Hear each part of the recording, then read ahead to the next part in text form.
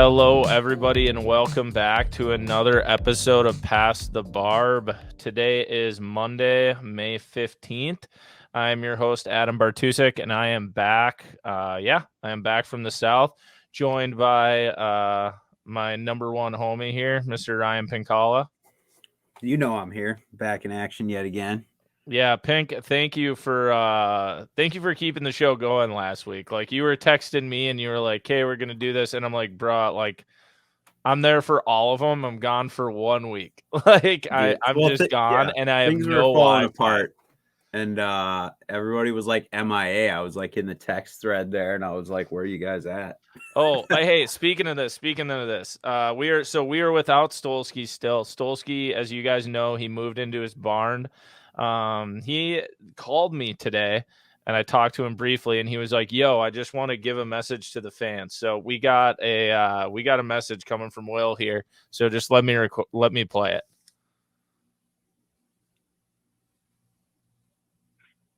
Greetings to the listeners of the Past The Barb podcast.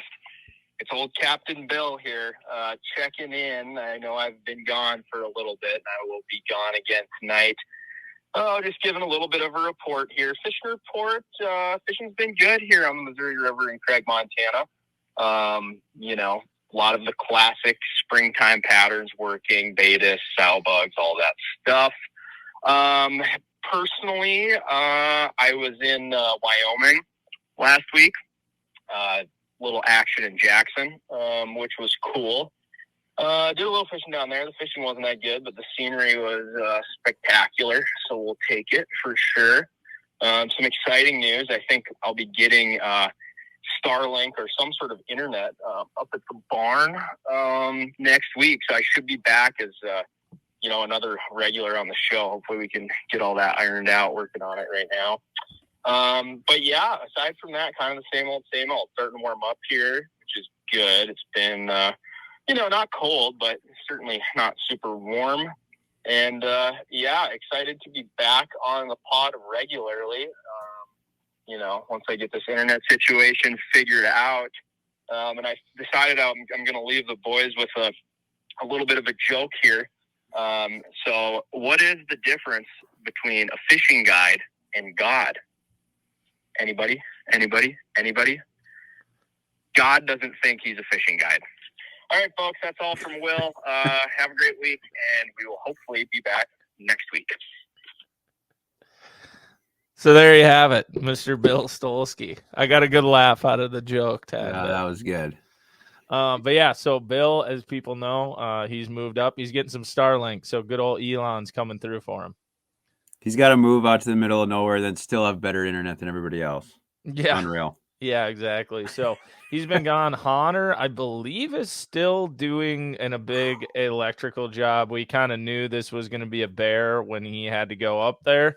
So he's knee deep in a glass factory right now. Yeah, he is not exactly having the best time of his life. I don't know. I honestly would be surprised if he's still an electrician in like 2 or 3. Like, when this job's over, I would be really surprised if he's not done, because he's having a bad time.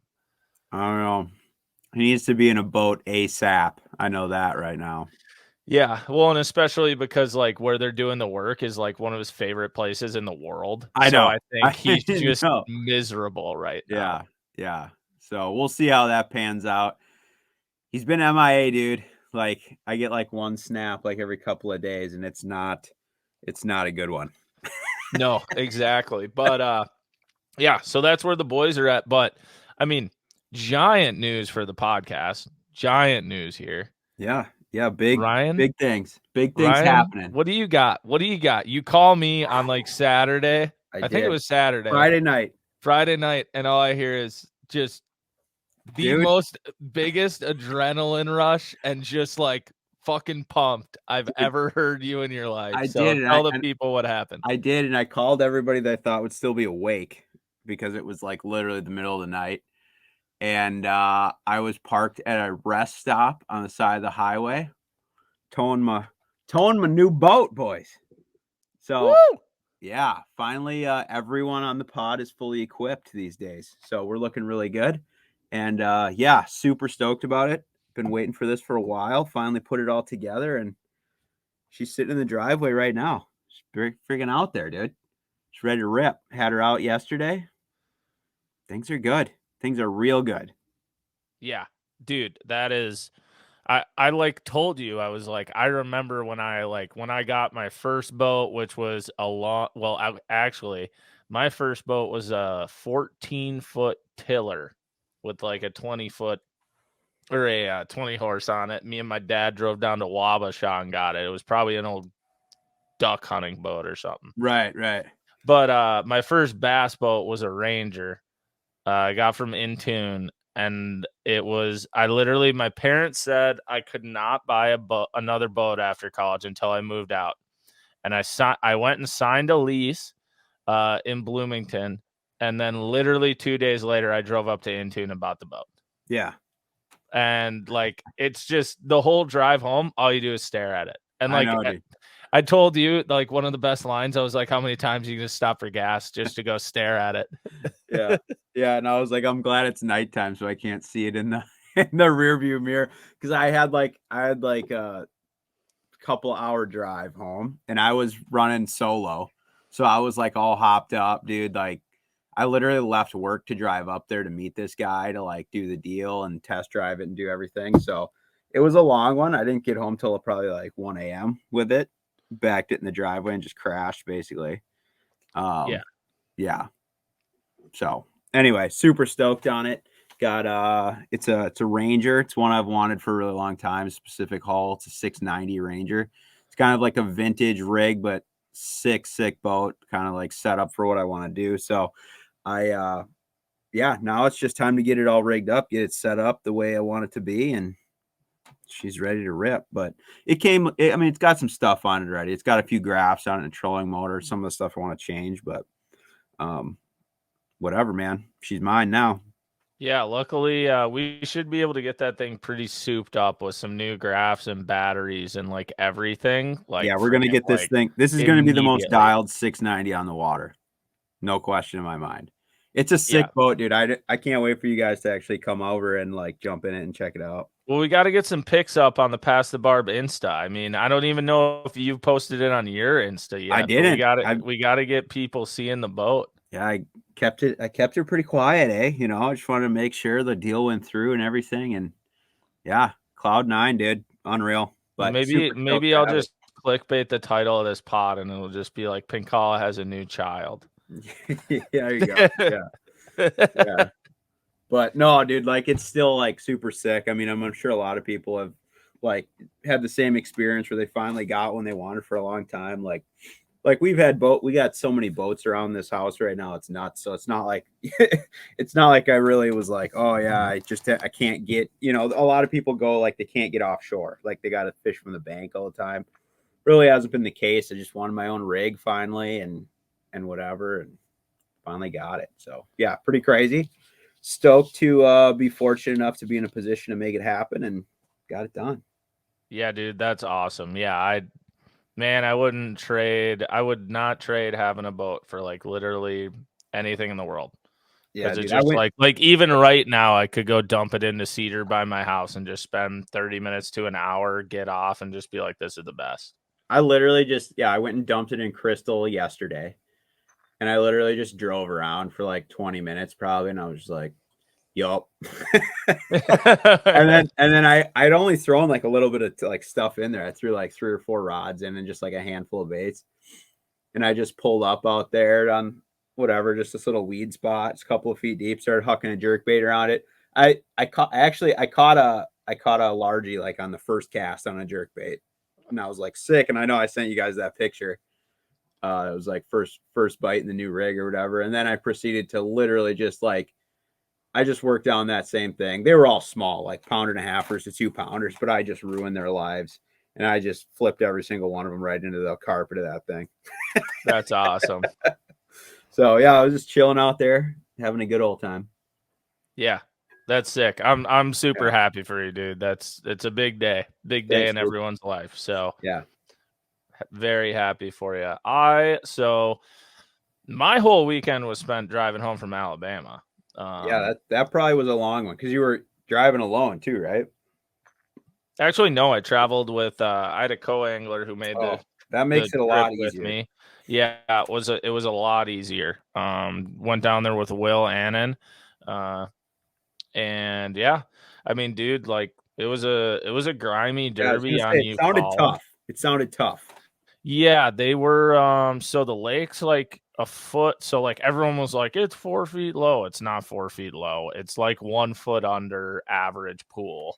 And then summer pool is typically 3 feet higher than it is right now. So it wasn't like crazy low, but oh my god, dude. I've been down to that place before and it Mhm. was like a half foot higher. And just driving around this time, I was like, oh my god, I can't believe the stuff I drove over that I didn't rip my lower unit off Oh, on just last time. how 'Cause sketchy it looks now that it's oh, dude, there's exposed. just a couple stump fields sticking out that I did not know existed. Yeah. Damn. But yeah, the fish were so the water was a little low. And as people have seen with the Elite Series and stuff, the South kind of had a weird, cold, kind of prolonged spring. Um, and there were actually still spawners down there. And that was I mean, that's Eufaula, for people that don't know, is probably about 2 hours north of the Florida, Alabama, Georgia border. And it's right on the eastern Midwest time zone. It literally goes right through the middle of the lake. So it's way down there and way over there. But yeah, I went down there because of my finish at Kentucky. I wanted to see if I could qualify for the Toyota Series Championship in a wild card position. So you have to fish like 4 events to qualify for the wild card portion. I'm signed up for one more this year. I still have to decide if I'm going to do it or not. Mhm. But I went to Eufaula because I've been there before, and I went down there, and I will say probably preconceived notions probably hurt me a little bit. And I straight up knew that driving down there, but I still firmly in my head was like, there ain't no way I'm going to hang with Florida and like literally all Florida guys shallow fishing gator grass. Like Sure. I am not It's going to not your compete. wheelhouse. Yeah. So And what were you trying to do, or what was like so, the if well, I can find I this? fished my first day and a half there. I kind of bounced around a decent amount. I tried some brush piles, tried some just a couple pockets, islands, top water. Looked for a shad spawn one morning. Actually, looked for a shad spawn a couple mornings, Shad but spawn. yeah, and that turned out to be basically how Justin Lucas won it. But it was just really grimy, and one of the days of practice, I went out deep and I went to the deepest ledge I knew they lived on at some time in the year. And I was just like, I just want to see if there's any here. And I scanned over it. There was a school of about 30 of them there. And there was nobody else out there. And I was like, well, I'll try it. And I chuck an 8XD on it, caught like a 4.5 first cast. Hmm. And I was like, all right, so there's some out here.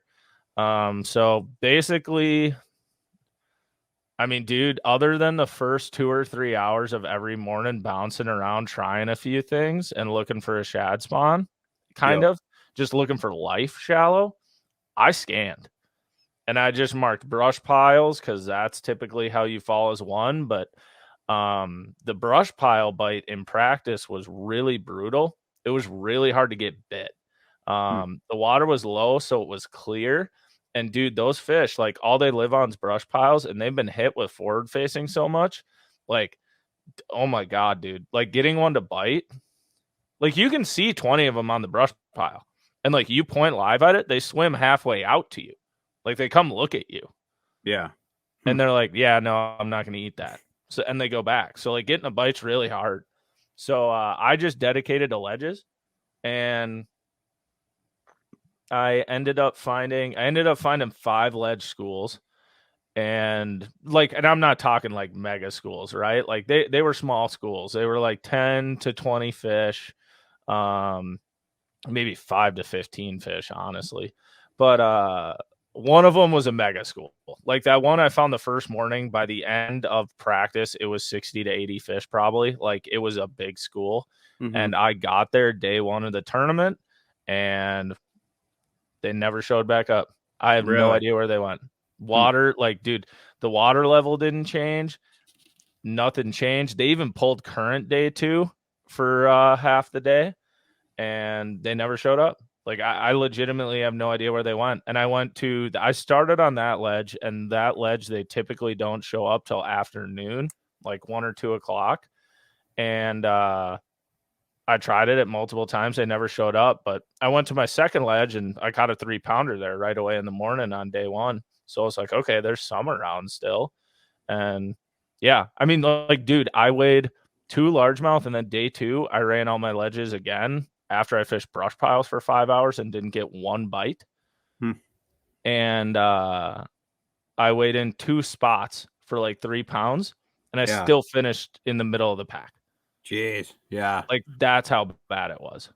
That's tough. Yeah, those ones are like, I don't know, those grinders. It's like, even if you do well in them, it's tough just like being mentally in it when the bite's that difficult, you know? Yeah, and I guess if I could learn anything from it, like I was telling Will on the way home, I was like, and I knew I did it to myself. I knew I was going down there with all these preconceived notions of going out deep, because I've been there in June before, and almost every Eufaula tournament ever is one out deep. And I was like, I'm going to go deep. And in reality, in the first 2 days when I found some ledge schools and I was like, hey, it's really hard to get bit out here, and I knew it was, I should have ran up the river, because that's where a lot of the top 20 bags came, or not all of them, but a lot of guys who just caught limits went up just the to river like and salvage the deal. Yeah, they just threw a frog, flipped hyacinth mats, like stuff like that, and just got bit. Once Which again, probably that's would have not been really, a little more in your it's not really my wheelhouse, but like I could have at least got bit. And that would have been basically the only thing I'd change. But it was a one, and I also was like, this is a one-off Eufaula event. Like every other Eufaula event you're gonna see is gonna get one deep. So and Lucas did win it offshore. He just ran into, I was actually talking to him in practice, and we were both saying, like, dude, this is really hard. Like, he even said in practice, like, 10 pounds a day cuts a check, maybe even makes a final day. And after day 1, he said, he was like, yeah, I showed up to one of my brush piles, and there was a shad spawn going on it.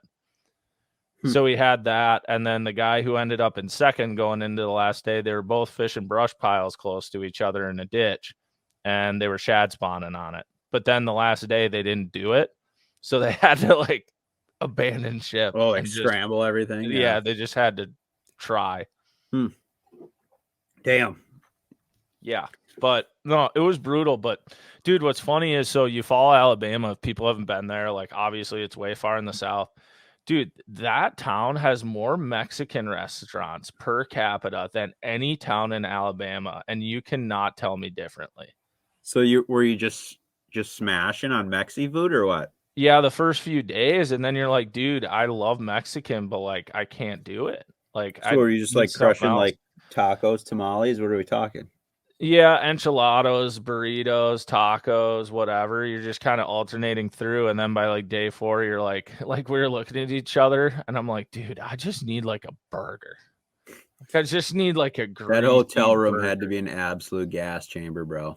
Dude, it was not good, and especially since it's like 90 every day down there, it was just it was hot. It was hot, but.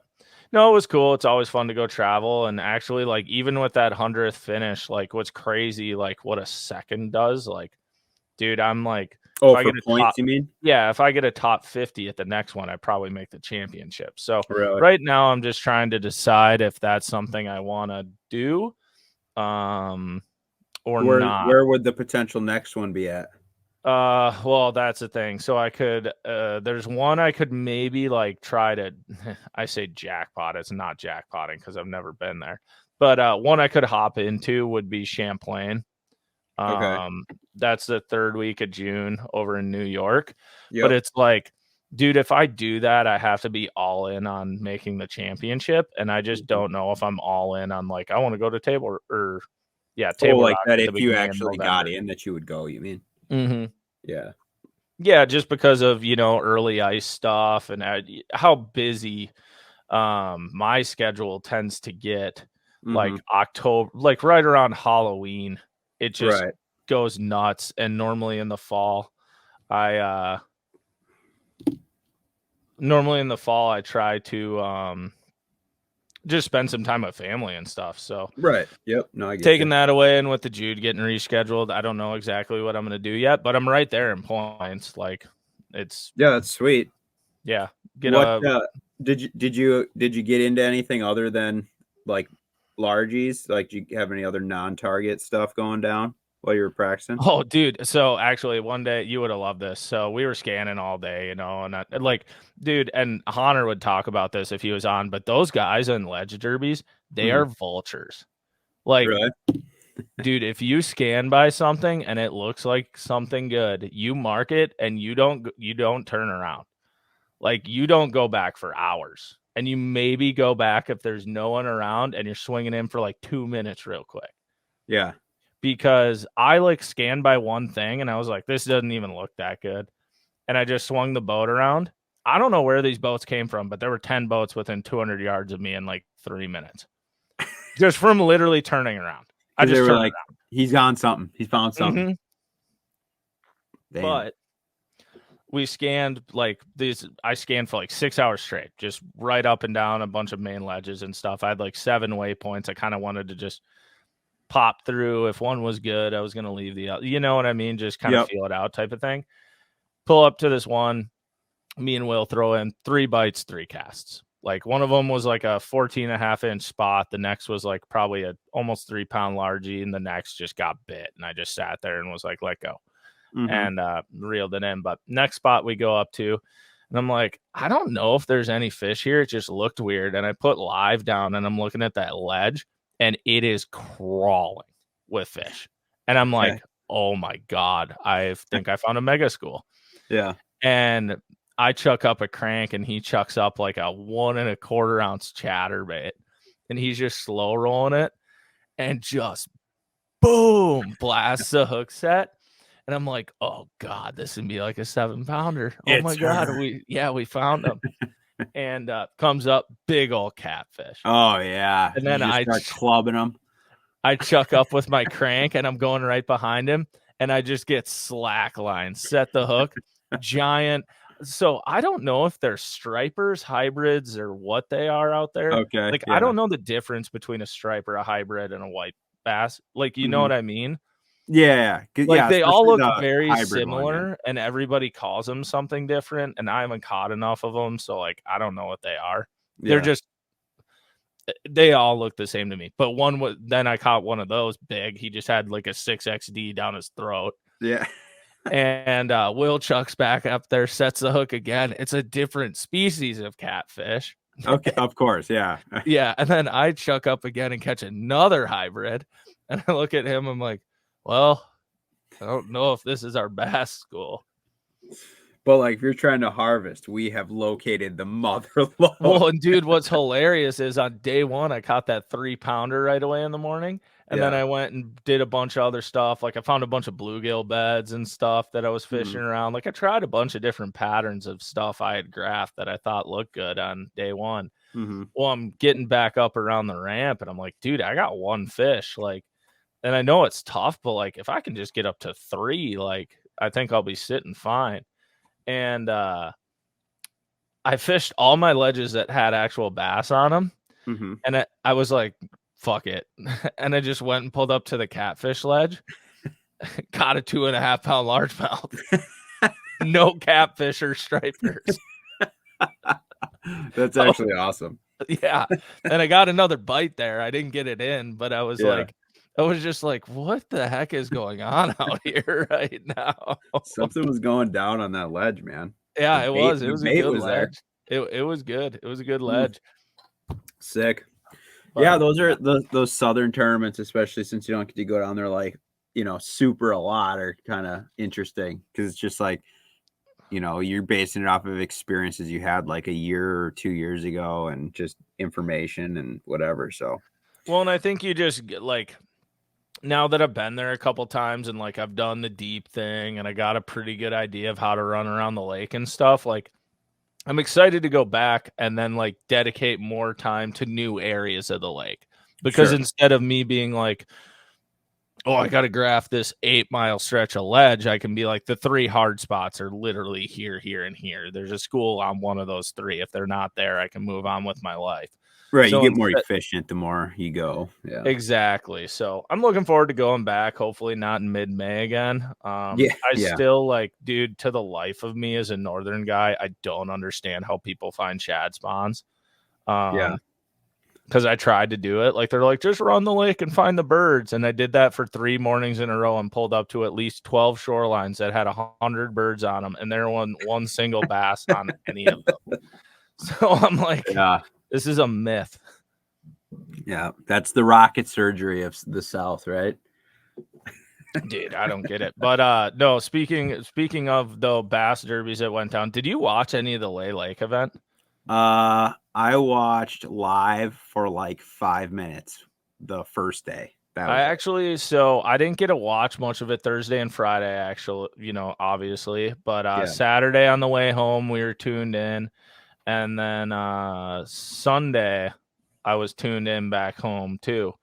That was for it being kind of, so I know I listened to your preview and stuff kind of talking about it, but that tournament was about what I thought it was going to be in terms of a Coosa River grinder. That's kind of the way it is. Like, it's really hard to get a big bag, catch a lot of little spots, stuff like that. It was so cool. Like, there were so many different things going on. Like, you got guys flipping docks. You got Christy throwing a frog. You got Paul and Excite fishing by the launch. I feel like that makes it more exciting, though, with like... Yeah. Like, there was nobody packed up on top of each other. Well, right. Really. And it's not like one particular pattern was just like blowing the doors off of the deal. And if you weren't doing that, you were screwed, Yeah. Yeah. No, it was really cool to see just the versatility. Like, it was just cool. It just wasn't there was one a lot tournament. of moving around, like between days 2 and 3.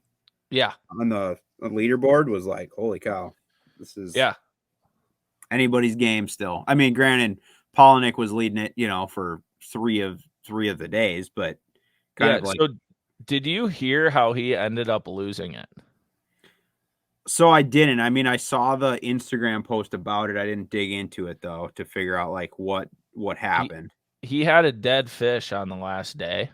Yeah. 4 ounces. He lost by 2.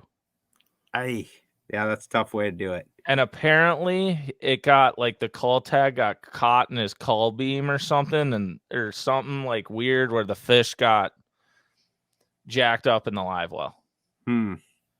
That's tough. Yeah. That's tough. Yeah. And he was literally like, he wasn't running around. He literally basically, I think I heard him on live say that he had burned 10 gallons of gas that whole tournament because he literally would just turn and go right up the creek right next to the ramp. Yeah. No, that's tough. And like, I saw that clip of him like watching the last weigh-in bag or whatever, which like you can tell he's hurting, man. Dude, Brandon Polinick and like Kyle Van Dever, when we were talking to Sobe, I thought about videography and stuff. Like certain people's eye are so good. And like Kyle is extremely talented at filming. Yeah. And it makes it a lot easier when you have a guy like Brandon who is such a pro and like such just a G. Right. And getting that clip, if you guys haven't seen it, it's on his Instagram. There's a clip you can watch of him like applauding Will winning, and you can watch like you can see he's kind of emotionally there. He's emotional, but he's like happy, and you can watch like the smile leave and just like the hurt, like the disappointment set in. You can literally watch it. And it's like lightly raining. Yeah, and it's like raining, so and it's so good, dude. Like, I watched that and I was just like, oh, yeah. Like, I haven't been there on an elite stage, but like, no, but like to watch one flip through felt your fingers, that. right? Yeah. Like you feel that, like you felt that before. Like I've felt that, like not on an elite series stage, but I've felt that moment. But it's like if you fish tournaments long enough or fish enough of them, like when you watch this clip, you'll know exactly like that mindset. Yeah. Like, because Like, eventually that you feel that, or that, you're in that kind of situation. Maybe not to that, obviously being on the Elite Series would be like a different deal. But like, dude, you're right. That was a solid clip. I mean, that was a raw Yeah. good clip. Like Yeah. really, really like, and I think that's what's so cool now about so many of the guys filming this stuff and how much more it is out there. I Mhm. know Bass has posted how big their numbers on Fox are getting and stuff. It's getting bigger. And I just think it's cool having that video so people can see it. Like Yeah, that and clip. people are getting good at capturing these like little moments that like mean a lot. Yeah, You know? like, and we kind of do with the Chronicles, we talk about like, yeah, the big fish is cool and like all this other stuff, but it's these little behind the scene things. Right. They're these big moments that it's like they're a little moment, but they make everything. And that moment, yeah, like, dude, I'm literally gonna remember that, like that But clip it's like for totally, it's so like long. elevating fishing more as a sport too, like that type of stuff. Like people eat that up. Yeah, So yeah, dude, that, and then like, dude, did you see Christie? Did you see what happened to him? I did not. Dude, that guy, like, I literally sent the clip to Alyssa, and I Okay. said, if you ever want to know what it looks like to lose $100,000, this is it. Did he break one off or something? I guess I didn't see it. Dude, he hooked a 6-pounder with an hour left on a frog, Yeah. got it through all the pads and everything. Frog is choked, goes to boat flip it, and it was skin hooked in the throat. Oh my So he god. gets it up, and you see the whole thing right next to the boat, and it just frog flies out. He dives down after it, and the only image you see is him just arm up, smash the water, pissed. Oh my god. And That's you're just brutal. like, oh my God. Yeah, no, I didn't catch like any of that. Like I said, I watched the first day some live, but I was at work and stuff, so I just didn't have time to do it. And then whatever, you know how that goes. Yeah, But no, it'll be fun. I obviously like enjoy watching when the videos come out, when they drop on YouTube, like of the full tournament recap. Are really sick. So if there's like some drama like that, this will be a good one to watch because dude. I do like rolling those. Yeah, that last day, that last few hours was like, Fireworks. I mean, it was much watch TV because it was so close. And then when Davis and Polnick came in on Bass Track, they were within ounces. Yeah. And then you found out that Polnick had a dead fish, and you were like, oh no. Yeah, that's and you don't hear. I mean, I know that stuff happens all the time, but it's like you don't hear about it a lot because like it's usually not the guys at the top. Yeah. Like I'm sure there's guys in the middle of the pack almost every tournament that either come in with a dead one or whatever. But to have it like basically decide a tournament though, crazy. Yeah. Yeah. Well, but props to Will Davis. I mean, it was awesome to see. Cool to see a hometown kid win. I was listening to Ronnie's podcast talking about it afterwards, and like he was bringing up like you don't really see a lot of like we see hometown guys win, obviously, but it's maybe one or two a year, and it's always cool. Like there's certain memories, like you think back of the fighter Mille Lacs, Right. and the Christie losing on Grand, but Edwin winning on Grand, and like things like that. And it's cool seeing the hometown thing, like Yeah, and like seeing especially everybody because the swarm. fans come out and like it's a big deal. Like the community's like supporting their boy. Yeah, like that's yeah, cool. exactly. Like he was saying, he's like that whole way in. They were like, there was a big crowd there, and 98% of them knew Will by probably his middle name, and they all had cut off shirts, and they were rolling flags around as it was thunderstorming and pouring rain during the weigh-in. Yeah. God, it's badass. Yeah, it was cool. It was cool. That was a good event. But okay, so speaking of that, we will just go over real quickly. We recapped this a little bit last week. So we kind of went over the score. Yeah, and I was just going to bring up where it is, and I needed to bring up the elephant in the room, Pink. I don't know how is this like a no-hitter where we just ignore what's happening, or like how do you want everybody to attack this as Past The Barb fans? Because this needs to be stated basically now. I think we got to bring the hype. I think everyone needs to know about this, and we got to get eyes on this situation. Okay, so then if you're okay with bringing that up, for Past the Barb listeners, Ryan Pinkalla is currently now ranked 4th in the world in fantasy fishing. He moved up again. Yeah, we moved up. I think we were like last week sitting in like 13th, and we had a good derby here. Still made a few bad picks on this one, but we got enough to get it done here. So we're looking at this point, I think we're in a situation now where we just need to win it all. And Yeah. I mean, we still got to keep our little contest going here, but it's getting personal now. And there's 3 boys ahead of me here that I think are they better watch out because I'm coming. I'm coming in hot. Pink needs to win all the prize pools. He just got a boat. He can win a lot of. We're taking number 1 overall in fantasy fishing this year. Past the Barb, count it. Yeah. So that's what we got going on there. But so you guys, you get the excitement this year as Past the Barb fans. You get to watch Brian try to win the whole thing. But then what we got going on in the other thing is just a heated race between who's going to get last. The noose is tightening. It has gotten tight. So I got to make sure I'm going to have to recheck everything because now the stakes are we have to. No, this has got to be 100% accurate. Like, yes. There's a hungover turkey trot coming for whoever loses this year. And Hahner must have heard because he got back to setting his lineup. He got very serious very quick. And Stolski also dropped off the face of the earth, so he wasn't able to last week. So that's why he's getting Starlink just so he can get back in the game. Yeah, because he doesn't want to run a turkey trot. So we got me sitting with 16 points, Stolski with 18, and Hahner with 20. Once again, we do golf scoring on it. So if you get first, you get 1. Well, Pink is literally at 6 points because he's won every single one of our events. And then we're bouncing around all the others basically. But Hahner's reputation now is he either gets 2nd or 4th. Like he doesn't have a 3rd.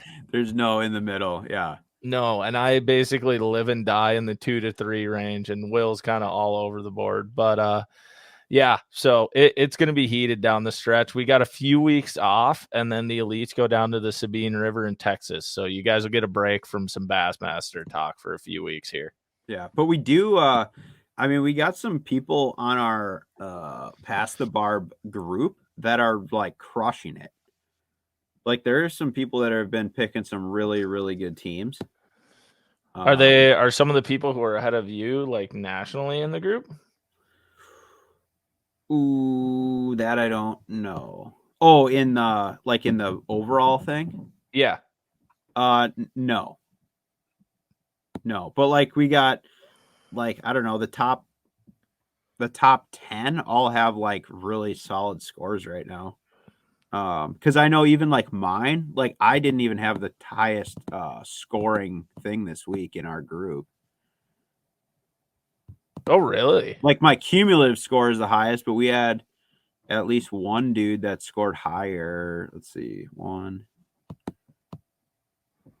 Yeah, whoever D Schmidt. I don't know who that is. Good work, D. Well, there you are. Our boys. Yeah, so that was. Yeah, so that was the overall winner of our whole group this week was that dude. Yeah. But anyway, I don't know. It's still pretty competitive. Like if you go down the list, the scores are pretty tight like throughout the thing. I mean, I know that doesn't like really add up to that much, but like well, and if you're a northern person and you haven't really got into Bassmaster or fantasy or anything, so we got the Sabine River coming up, and then the swing heads north. You get to see Champlain, St. Clair, and Thousand Islands, and those events are going to be awesome, and they're really fun to watch. So highly recommend if you're a walleye guy, panfish guy, whatever, get ready to tune in this summer. The elite events when they head to Champlain, Thousand Islands, and St. Clair are absurd. They're a lot of fun. Sabine River, if you want to watch guys just pray for a 12-incher, that's about what we got going down there.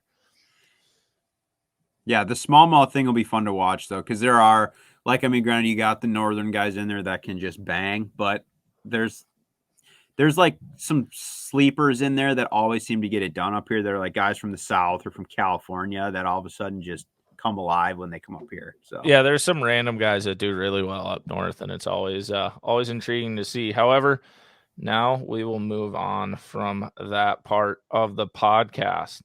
But one thing we should probably roll into, Pink.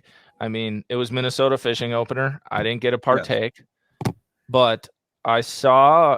I mean, the bass bite, from what I saw, like you ain't nobody if you didn't catch 25 pounds this weekend. Apparently, holy shit! yeah, People blasted Instagram them. was flooded with Rapala scales of 25 to 28 pounds of brown bass.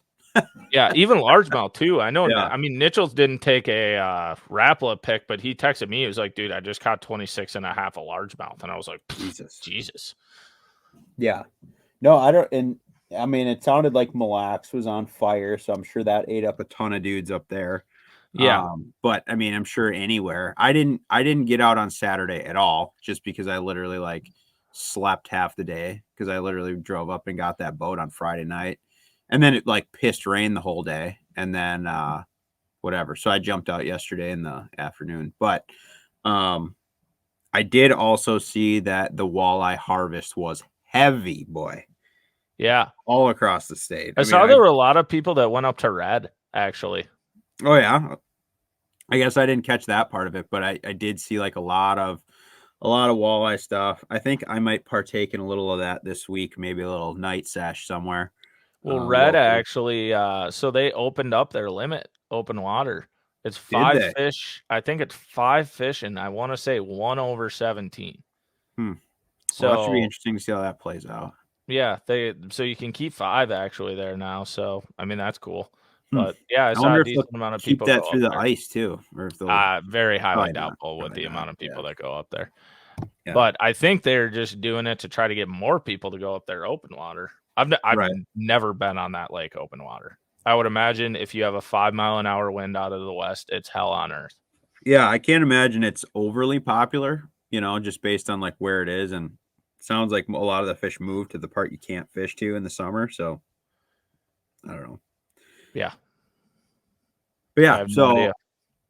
Yeah, no, fishing opener looked like a success, for a lot of people. I mean, now that you're back up here, you got any trips lined up coming soon, or are you doing anything? Dude, honestly, I wish I could get out and go fun fishing a little bit, but I don't have anything fishing wise probably until June. Once June hits, I'm going to get out, be filming some content and really getting after it. You and I will have to get out too. Yep. Gonna be getting some YouTube stuff rolling that I'm really excited about. But this week, the team trail kicks off on the Mississippi River. So I'm gonna get a head down to good old Winona, get the Minnesota season started. Really excited about that. It's looking like we are going to be able to have this event in the only week this spring you will be able to have a tournament on the river, because with all that rain that came over the weekend, the Minnesota River is supposed to go higher than it was this spring for a couple days. So that's all going to hit the Mississippi next week, and it's going to be flooded to shit again. So, well, at least this one is definitely more in your wheelhouse of strengths, like how you fish. So yeah, I'm excited for this one on the river. It should be fun. I went to college in Winona, so for people that don't know, I am not a local. I am not going to say that. I do not have a ton of experience there in May, actually. But I'm familiar with getting around the pools and like kind of what's going on. So I'm just excited to get down there. I'm excited to go to a body of water that I think I can actually get a bite on. So that'll be fun. Yeah. So that'll be cool. But actually a trip I'm super excited for, dude. So next week, Monday, me and Alyssa are going to the Twins game with Jake. But then the next day in the morning, we're flying out to Spokane, Washington. And then I am going on basically my one vacation for the year. Yeah. Her and I are going to Coeur d'Alene, Idaho. Sick. Okay. Nice. Yeah. So that's like a top 3 bucket list for me.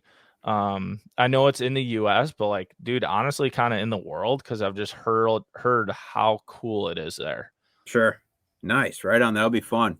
You guys got anything lined up, or you're just like staying at a Airbnb or something? Yeah, we got an Airbnb booked. I think we're gonna do some hiking and just bop around the town. I'm gonna want to do a brewery tour one day per usual. Yeah. But then me and I don't think you ever met Cody Kraft, but Cody used to be a TYO guy back in the day. He was a big hunter. He actually used to every few years he would give me some deer meat.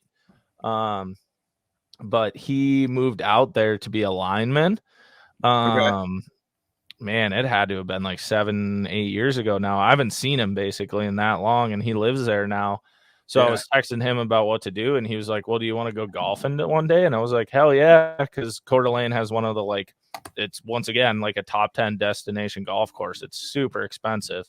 But I was like, yeah, dude, like I'm not going to go up there and not do it. So go golfing one day. I think Alyssa is going to chill at the spa or whatever during that, but Nice. it'll be cool. I'm excited. It'll be a full, like, I actually think it'll be the first trip I'm going to bring my cameras and a camera and drone, and Just to see some cool stuff. Yeah.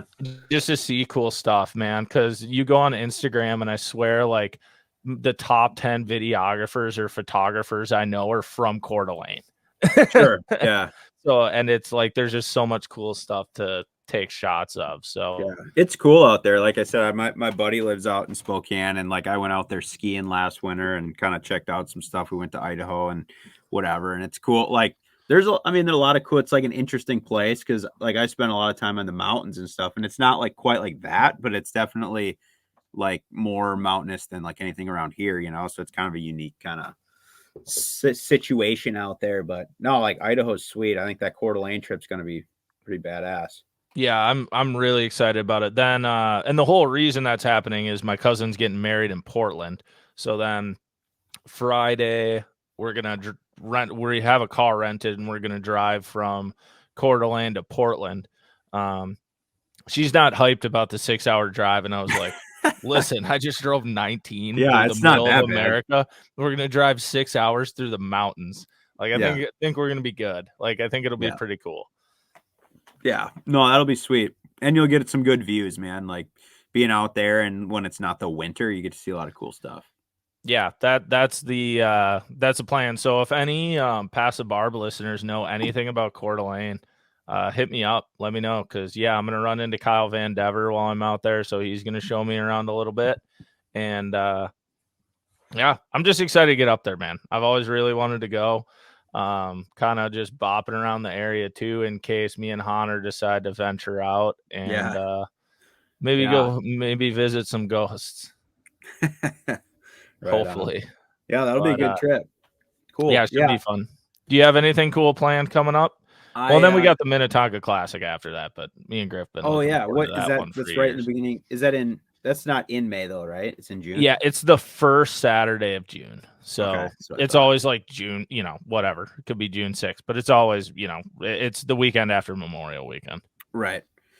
Yeah, I guess this coming weekend. So like in like 4 or 5 days, I'm going up to northern Wisconsin.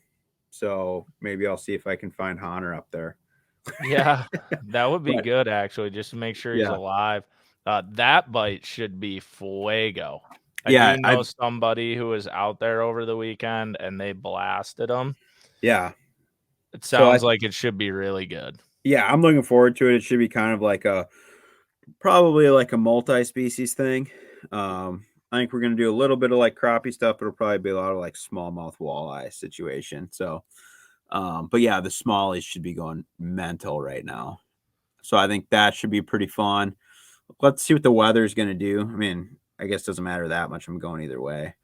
But yeah, I think I'm planning on bringing the new boat and everything too. And whatever. It's not super set up, but it's set up enough for what I'm going to do up there. Yeah. So till we get it dialed, like I said, get some new graphs on there and stuff, then we'll be really banging. But no, I'm looking forward to it. And then I'll probably end up doing something at the end of the month too, because that's when Wisconsin Muskie opener is Memorial Day weekend. So I think I'll probably end up partaking in that in some way. I don't have a plan yet. What I normally do is we're not doing it this year. So coming up with a new game plan, maybe just end up camping it out of the truck or something up in the North Woods, trying to stick a muskie somewhere. That'll be fun. Yeah. So I don't know. I got a few like long weekend things in the next probably month and a half that I'm looking at doing. Cause that like right at the beginning of June, I think I'm heading over to Lake Michigan, try to do a little salmon session, see if we can get that going. A little trolling action. So yeah, I'm looking forward to that. Don't get to do that nearly enough, and it's super fun. So yeah, I don't know. But as far as like Minnesota stuff, I think I'm just gonna try to get out like during the week, like in the evening, a few times here and there, and try to go bang some walleyes or something. So yeah, I'm pumped for. I mean, May. I don't know why May is so freaking busy this year, but it is. So I got like basically three tournaments in May, and then that wedding. So like right now, I am just all over the place, like just flying around rat race. But I'm really excited for like June 4th. And I don't have I have one tournament from June 4th until like July 10th. Besides our Tuesday nighters. Right. And those aren't as Yeah, exactly. So I got one big event. So like I'm gonna get like a month and a half to like just mess around, catch up on some work, do a few things, and just enjoy summer, which I'm really, really excited about. Yeah, that'll be good. I'm ready for a couple of margs, just chilling.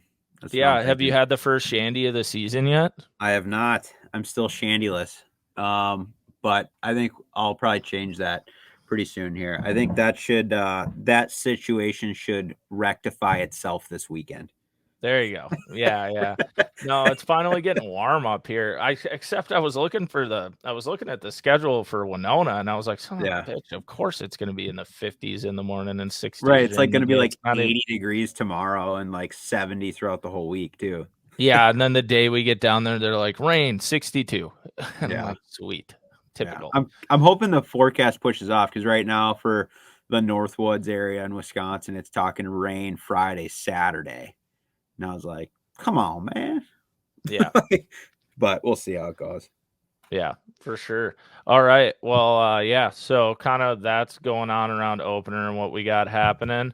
Do you want to just dive into some geared up stuff? Sure. Yeah, I think this time we wanted to talk about just like some boat things, right? Or since you just got a boat, I think some smart, and we don't even need to necessarily each pick one thing. I think it would just be a good discussion of if you're a first-time boat buyer, whether it's brand new or you're getting something, used, whatever it is. Or you're just yakking it. Yeah. Whatever. Maybe if it partakes to yakking. But yeah, exactly. Like just different things that I think are super beneficial and helpful, or that you're looking forward to getting. You can kick her off if you want. Yeah, so I got one that's I don't know if this applies to a lot of people, but if you're into trolling at all, like I know a lot of guys either don't troll or they don't like have a kicker or whatever. So if you're trolling, especially like on the Great Lakes kind of stuff, there's a piece of equipment you can put on your lower unit. It just bolts on there. It's called a Troll-O-Matic. And we've been using one for, I don't know, the past 5 or 6 years. And it's actually really badass. So basically, you can take your idle speed on just like a regular outboard engine down to like sub 2 miles an hour. So it gives you a lot more like ability to troll at slower speeds. Like a lot of the salmon trolling stuff happens in that like 2 to 2.5 mile an hour range, which is really hard to do consistently with like just a standard setup. But it's basically a little plate that bolts on and actually like folds up and down. So as you increase your RPMs, it blows it out the back. So you don't have to like undo it to run or anything. It's just like held down by these big springs, but it's just a vertical plate that goes right behind your prop and slows you down. And it's actually pretty nice. So you can get a lot more, trollability without having to buy a new motor. Pretty cool. They're like $100. That is very cool. That's a good one. I am not a troller, so I did not know that exists. So mine here is going to be a little more, I guess it's more broad, but I do have one item that you can get Because I was talking to you about you're getting new electronics and stuff, and Yes. everybody's got new If it's Mega graph Live glass, I'm gonna units punch or you in the throat. graphs. Nope, I ain't bringing up graph glass again. But if you want to get something that is really smart, so like Sonar Pros, I think Sprangle makes one, and a Bass Tank makes one, I believe. But a harness for your electronics, like a wiring harness that has the proper gauge wire and stuff for your hookups, everybody should be running that. It'll help so much with your image clarity and everything. And with that too, I brought this up to you too. I know a lot of guys are like do it theirselfers and they want to rig their boat their way or whatever. With all the graphs that are made now and how much electricity is going through boats and just how many different things are going on, I highly recommend people pay a professional. Like back in the day, I think it was okay to run your own wire and do your own stuff. But like, unless you really know what you're doing, I would recommend taking it to a guy like Taylor Sprangle or, Intune Marine even, but like somebody who specializes all the time. Like there's a bunch of companies now that have popped up, like Matt Pretzel Power, I think it is, Sprangle. There's a bunch of independent guys who have sprouted up in the last like 5 years that they don't do boat maintenance or anything, but the main thing they do is rig boats and have them do it, because it just, dude, it is unbelievable how much clearer your graphs are and how much better everything works. And then also, if something doesn't work, rather than 10 different people doing it or working on it and they don't know what they're looking at, you can call them and be like, this is what I'm seeing. And they're like, it's this wire. This is the issue. Sure. And I could not recommend spending the money on that more. Whether you're getting a brand new boat or you're, rigging up a used one like you are, spend the money on that, because otherwise you're just going to be pissed all the time because your graphs and stuff don't work the way they're supposed to. And they're really expensive. Right. Especially with if you're upgrading from like smaller units, or you've never had like side imaging or any of this like 360 live stuff before, like if you're dropping the coin on, $1,500, $2,000 graphs, like to spend a couple $100 to get everything dialed in the right way is kind of a no-brainer too, like, cause you got to get the performance out of them to justify like dropping that kind of money on them. So exactly. Like if you're not going to spend the money on them, don't do it. Right. Or if you're going to spend the money on them, do it. If you're not, then it's like, obviously whatever. But if you're like, oh man, I've been saving up for 4 years and I'm buying 2 Helix 12s and a Mega Live, get it rigged right. Cause otherwise it's not going to work and you're going to be pissed. Right. And then it's like, there's no point of even have gotten it if it's not working right. Yep. So that's one. If you got another one, Pink. That's super good. Well, I guess this is becoming more and more popular, and this isn't something that I have. It's something that at some point I would like to have. But there's a lot more information. It's becoming more readily available. I guess there's more than one company, but like Aqua Traction or Sea Deck kind of stuff is getting seriously more advanced in kind of how you can get it and the options you can do. And I have checked out a few boats that had it in it, and I really liked it. And I think at some point I'll probably go to that type of flooring in there. I feel like it makes like a huge difference, especially in just like how easy it is to like clean your stuff, and like, having wet carpet all the time is not super great. But that type of flooring, I think is probably an option I'll probably go to in the future for sure. Oh no, that's definitely a good one. Yeah, if that's what floats your boat. I personally do like my carpet still. It takes a little bit, but I'm just a carpet guy. I do hate it in the middle though, so my Camus does not have that. I'm glad I don't have to worry about that. Yeah, your cockpit is like a different type of thing, right? Yeah, my cockpit's different, so I am very happy about that. Oh God, I had the other one in my brain, and now it's lost me. Oh, okay. So I was gonna say so in terms of like tackle organization and stuff, getting like, dude, so one of the things that is crazy is planos and stuff now cost like $30 to $40. And you're like, what? Like, I could go into Walmart and buy a little like Plano pack and it's like $6. Like, why do I need a nicer tackle box? Mhm. And that is true for most stuff.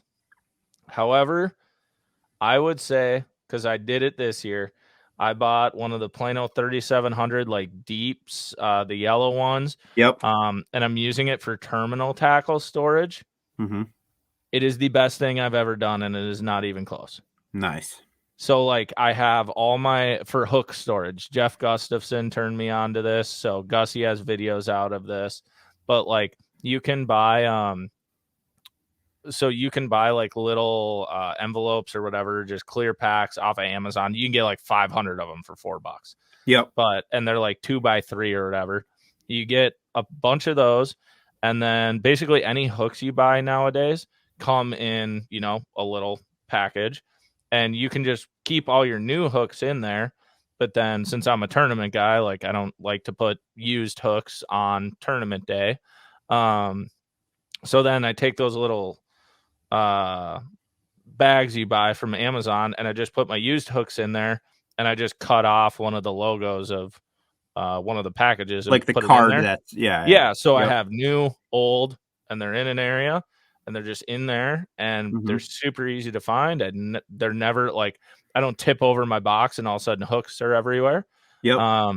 It's honestly been awesome. Nice. I'm very, very happy with that decision.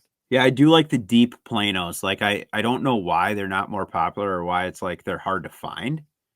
But like the 3700, the 3600, like the deep ones are the deal. Yeah. yeah, I really, and totally especially for like craws and stuff. Like, I think I have my craws, beavers, and tubes all in a Plano deep 3700 because I only throw like 4 colors. So are you a keep them in the package guy or dump them in a box guy? for those, I just dump them in a box. Mhm. You're just cutting through them all the time. The only ones I'll keep in like a clamshell, like say I have some rage craws, like if I have them for Derby Day and I really want a rage craw, but like Zoom speed cross and everything, I just pour them all in. I know some guys are like, oh, you want the plastic straight or whatever. I've never really seen it bend that many of them. And if one of them's completely mutilated, it's like kind of like, whatever. Right. I mean, as for me, because I'm buying hundreds of dollars of tackle all the time, it's kind of like you just go through it. Right. No, I agree. So, but like swim baits, for example, I don't pull those out of the package. I have Kitex, mag drafts, everything still in a clamshell. Like I'll use a mag draft and I'll put it back in the clamshell it came in. Yeah, that's the best way to do it too, because there's no box that's really good for them. No, not at all. Yeah. Because I know I made the mistake on that. The first one I ever bought, I tossed the package, and every time I ever used it after that, I was like, fuck, I should have kept that. And then it just kind of sits a little angled, even if it's land flat, and you go throw it, and it just doesn't quite swim the same, and you're like, God dang it. Yeah, the other swim baits I have like that, I actually like hang them, like they're hanging in the garage right now, just like hanging by the tail. Yep. And that actually keeps them pretty straight. But yep. So yeah, I would say like don't be scared to spend the extra money on a couple of those planos. Like they're worth it. And I will say too, like the lure lock, like that little gel ones they have, dude, those things are legit for I have like all my swim bait heads or just jig heads in pretty general, much for stuff you don't want to rattle around. Yeah, and I still to this day, like I open that up and people come up to me and they like look at it and they're like, so like that doesn't leave a residue and like all that. And I'm like, dude, I have no idea how this works, but it doesn't. But it does work, yeah. It does work. I've checked those out. I do like them too. And like I had it out on my deck in Alabama and it's 100 degrees and like it ain't turning into liquid. I'm like, I don't know how this works, but whatever it's made of, it's awesome. Yeah, dude. And I know like buying boxes, like I swear to God, I have hundreds of Plano boxes and crazy amounts of tackle all over the place. And like all the time, you're still trying to figure out like a better system. You know what I mean? And I will say with that too, like, I mean, I guess it goes on board with that thing is like, one of the smartest things I did when I first got a boat was I sat down for like a week and got everything really organized. I bought a bunch of boxes, bought a bunch of Rubbermaids, whatever it is, bought a label maker. And like, I know we've talked about a label maker before. That is a great one, but I made everything really organized from the start. And since I've had it organized from the start, it'll get wonky and bad. And then I always have a base to go back to. Yeah. And I feel like if I wouldn't have done that, I would be a Cody Hahner. Yeah, and I feel like I'm in this position where like I've done that stuff before too, and like I feel like I just like I have all this tackle, and then I get to a spot where I think I kind of have something going, and then you go through like a 3-week period where you fish a ton and it just blows up, and then instead of like reorganizing it, you're like, screw it, I'll just start over and just buy everything again, and then you do that, and then you have twice as much stuff, dude, and none of it's organized. That's my problem now. I have so much stuff. Especially with plastics, dude. It's like, oh, I could look for that, or I could just go buy 5 bags. Yeah, and luckily I have gotten good at going to look for it because now it's like I have so much of it. Yeah, it's like I need to get rid of it. But still, like I'm going to the river and I just made $100 order from Omnia. Right. Because I was like, I literally know for a fact I don't have these couple things. Yeah. But yeah, it's now become a part of my like getting home and like before I leave for somewhere else tradition. Yeah. Is like I pull everything out, reorganize it, put it back in the boxes, and I'm very happy that I've been doing that. Yeah. I got one more, and I think we might have talked about this previously, but it's still a good one, and it fits into this category, and it's actually one that I think you talked about before. Is those little groove like strip things. Yeah, no, dude, those things are freaking awesome. Yeah, I forget the actual name of them. If it's called like a they're groove launch pads. I will say I like the guys at Groove. I don't know. I don't really know them that well. They've always been nice to me. But I don't like their jig boxes very much. But those with the same technology, it just doesn't fit everything as well. But those I think it depends what you're putting in there, because I think that jig box that they make is like really sick for some stuff. I think it's really sick for walleye jigs. Yeah, for jigs that don't have like a long skirt. Yes. Or if you were going to use it as like a fly box or something, it'd probably be awesome for that. But yes, I agree with what you're saying. But yeah, the launch pad thing is cool. It's because it's basically maybe like a 4-inch thing, and maybe it's got like 6 slots in it or so. Wait, the launch pad, how many slots it has? Yeah, well, maybe like 6 or so. Yeah, well, the jig one probably has more, but like the other ones for like crankbaits. Right. Yeah. Yeah, I guess I was talking about more like the jig one, but yeah. Yes. But yeah, it's just adhesive on the back, so you can like stick it on the inside of a hatch lid or like on wherever, honestly.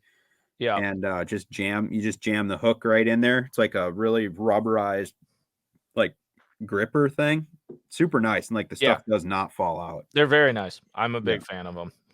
So I might put a couple of those in the new rig and whatever, just for putting like hair jigs on it or whatever, stuff that you don't want to throw back in a box wet or just have, easy access to. So yep. Yeah. No, those are a good one too. Sick. Well, I'm sure I'll come up with more things too, but that should get her going here. Yeah, for sure. Did you test the live wells on that, by the way? I did, and actually there's 2 live wells, and they both function perfectly. There you go. Okay. I was gonna say, because I texted you. I was like, you need a sub for the first Tuesday. Yeah. Well, I have a maybe right now on somebody. So there you go. Who'd you hit up? Griff. There you go. Yeah. Just do it with Griff. Yeah. So he's checking in on it, but he was a firm maybe. So. There you go. There you go. Yeah, we need one, because I was like, yeah, I'm literally like good until basically around August, and then I know, and I was like wonky. I was like, I probably could just grab whoever, but I was like, I don't know if I'm gonna really have my boat like set up by then. And for that lake, I don't know that I want to just go out there and just give her.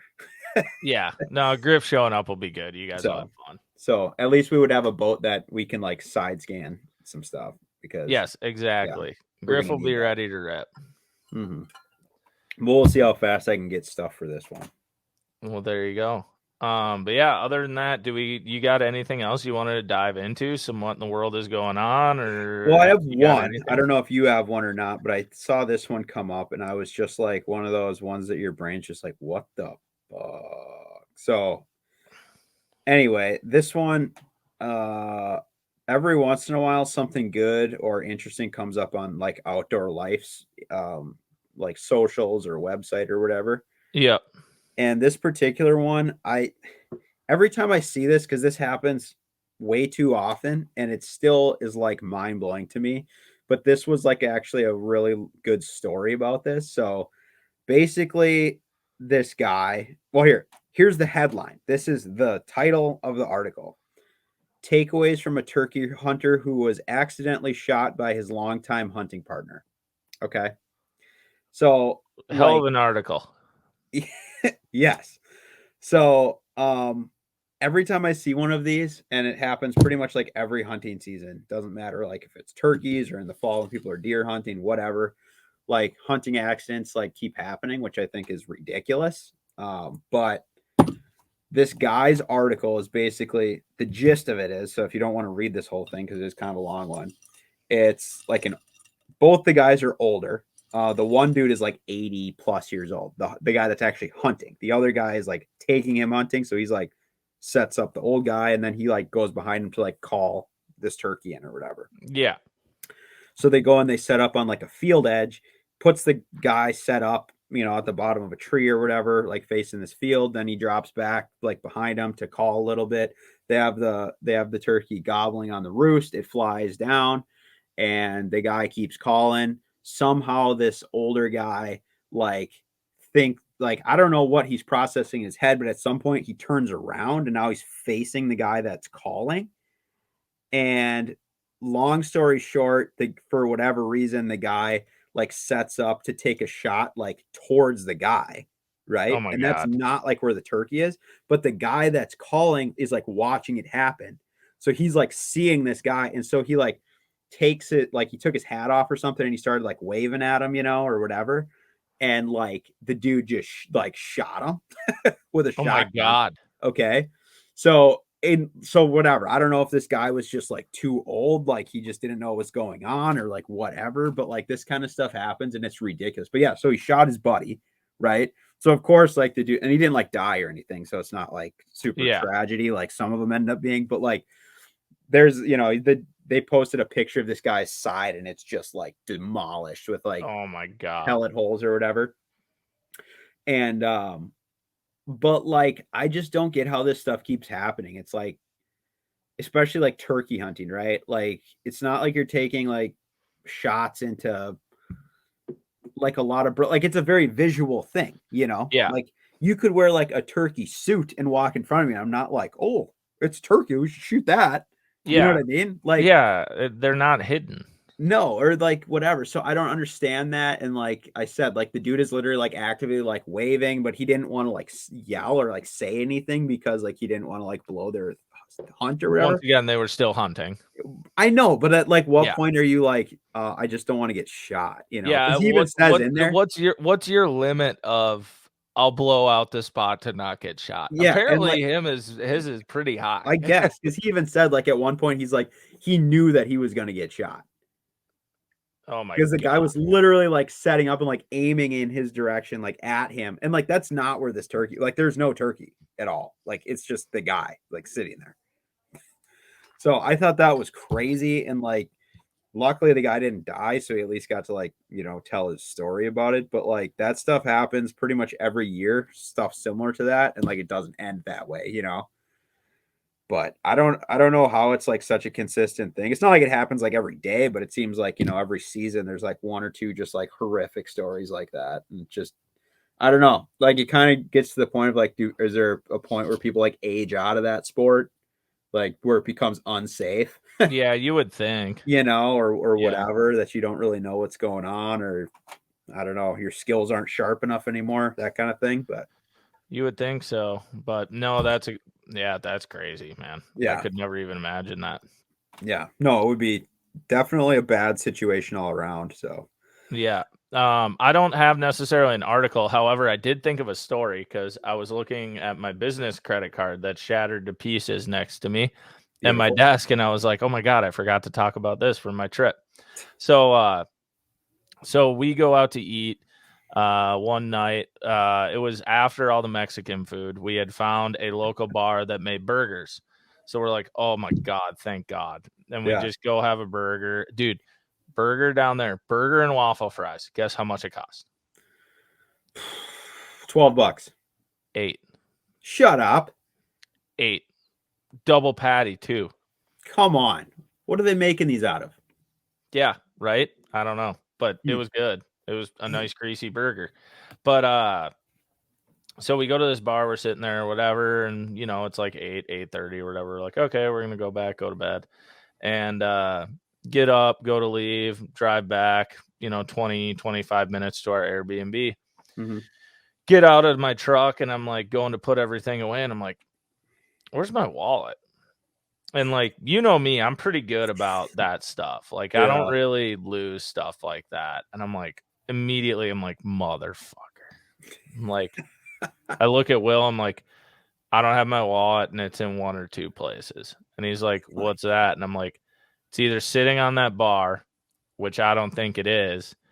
I think it was sitting on the back of my tailgate when we were about to get in the car. I put a chew in, and I just had my wallet in my hand, and I think I set it on the back of my truck, and then I just got in my truck and drove away.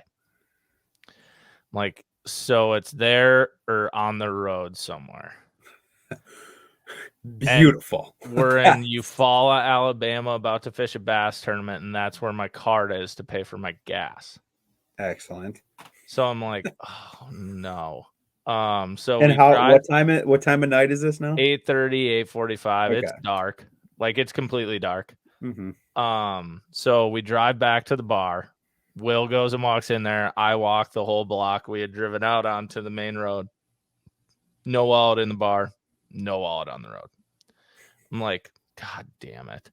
And Will's like, dude, don't worry. I got a credit card. Like, you can just use that for gas and then, like, just pay me back when we get back. I'm like, yeah, I know. But, like, now I have to go through the fact of canceling all my cards and figuring out where's what. Like, the shitstorm that is losing your wallet. Yeah. Yes, the shitstorm that is losing my wallet before I have to fly.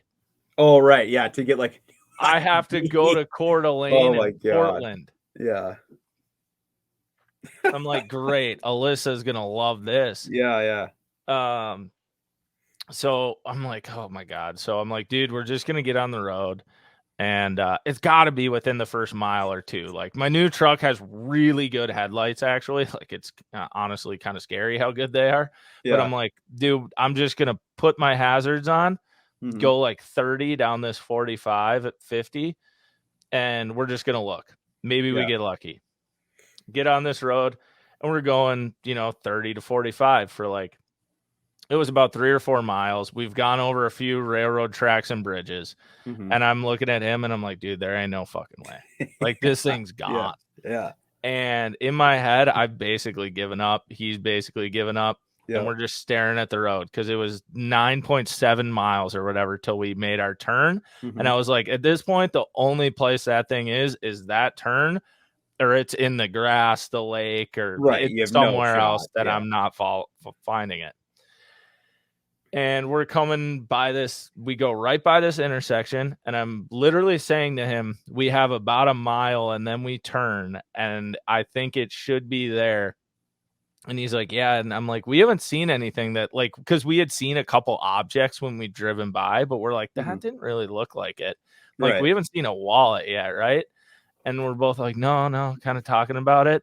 And then literally same moment, we're both looking forward, and we just go, wallet, and drive right over, like, right over it. And I'm towing my boat, and I rip into this parking lot. And I have the video. I'm gonna send it to you. So did you run it over? I did, and so did a semi. Oh my I think. God! But I have. Oh, where is this? Oh, I gotta find this. Just give me a second here. Killed that time. I gotta find this. But that's good. Like, once you see it, like I've been there before too, where you were like looking for something that you lost in like a absolutely 0% chance recovery place, and you end up finding it. It's like such a good feeling, dude. Yeah, Like, I am text. So Will Annan, this kid was the best co-angler ever. I get out and I'm like, I can go run and get it. He's like, no, you figure out how to turn around here because we're in this sketchy part of Alabama. right. And I'm like, okay, I'll do that. And he's like, I'll go pick it up. So Ryan, I just texted you this video. You need to just watch it quick. It's 15 seconds. Okay. Yeah. You should get it, and let me know once you get it. I got it. I'm playing it right now. Okay. So yeah. So this is Will. This is him running out in the road. Don't leave your wallet on your pickup bed. That's solid advice. Solid advice right there. Middle of the road, and just a semi goes flying by right before he goes to it. But so I get it. And I was like, oh my God, I have it. Like I was happy. And I didn't realize till the next day, we're in a gas station. I'm like going to grab snacks and everything. I go like pull out 2 of my cards and they are just exploded. like I am talking You just have like a little chip part. You're like putting it on the. Oh, okay. Well, at least it's still connected. I thought it was just going to be like dude, this is one that was still in whole. Okay. There were others I was pulling splinters out of my wallet. Yeah, so it definitely got ran over. But the funny thing is, that was the night before, and he looks at me, he's like, dude, that's such good luck. You're going to win this fucking thing. And I'm like, I don't think I am, because I literally said to you, if I just find my wallet, I'll count that as a win for the week. That's a win right there. Yeah. Oh, my God. I did find the wallet. So. And that's like the worst feeling. Like I've lost my wallet a couple of times before, like over the years. And like every time you're like, God damn it. But yeah, then you always, well, I shouldn't say always, but like every time I've gotten it back. Yeah, I've never had mine permanently lost. I've only had it lost for like a brief moment in time, but that one was the closest I got to like actually, oh my God. Gone. Yeah. And I've left it on my tailgate one other time. This one's crazy. So I was practicing for the Blackfish Classic last year. And, you get up at like 5 a.m, hit a gas station quick, grab a coffee, whatever, fill up the boat and go. Mm-hmm. Didn't even realize, like literally, I went and did that. Never realized my wallet was missing. I just got to the lake in my like waking up sleepy stupor or whatever. And I'm unhooking and everything. And I like walk by the tailgate of my boat or of my truck and it's sitting there. Yeah, I've done that. I had literally driven an hour through like 494, 94, you name it, everything. Yeah. And it's just chilling. And I'm like, I just kind of laughed and grabbed it and was like, whoops. Like that almost was bad. Yeah. It's like we got lucky today. Yeah, before I had a truck, like two vehicles ago, I had like an SUV, and I used to always like leave shit on the roof all the time. Oh, dude, yeah. Like I'd set, because it was like perfect height, so I just like set stuff there, and I put my wallet there one time for who knows what stupid reason, right? And I remember like driving, and I'd pull out of my neighborhood, like drive onto the next street or whatever, and I remember like hearing it, like something like bang, like hit the you hear it gone. Yeah, like hear it eject off the vehicle or whatever, but like you don't think anything of it. It's just like you heard that sound, but you don't like know what it was. And then you get to where you're going and you're like, son of a bitch. And then you remember that and you're like, oh, damn it. Yeah, I know exactly what that was. And then same deal. Like I went back. It wasn't nighttime though, so I found it like pretty easy. It was just like laying in the street. But still, like, yeah, that kind of stuff. It's crazy. Like how your brain like remembers like exactly where you put it after you like establish that it's gone.